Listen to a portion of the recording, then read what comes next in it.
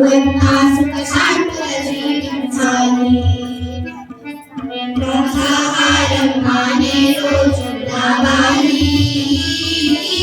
మానవులంతా శాకాహారులు కావాలి.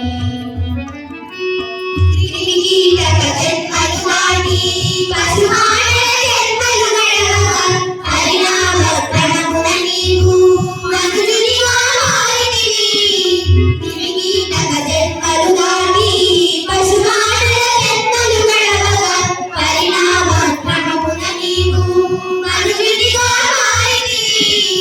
శేషమైన జన్మలు నీవు శుద్ధముగా ఉండనివ్వగా అపవిత్రము చేసుకున్న పాడిగాడు తెలియండి. మాంసాహారం మానే రోజు రావాలి. మానవులంతా శాకాహారులు కావాలి.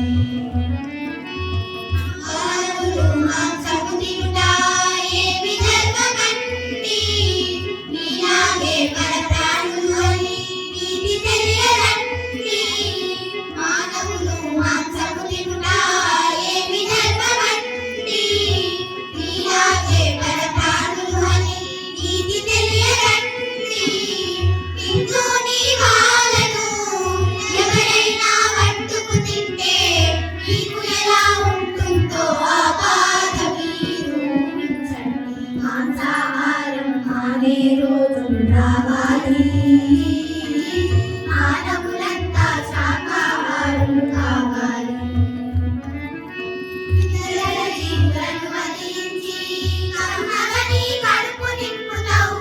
నీ కడుపు కడుపేనా మరి లేకుంటే శ్మశానమా.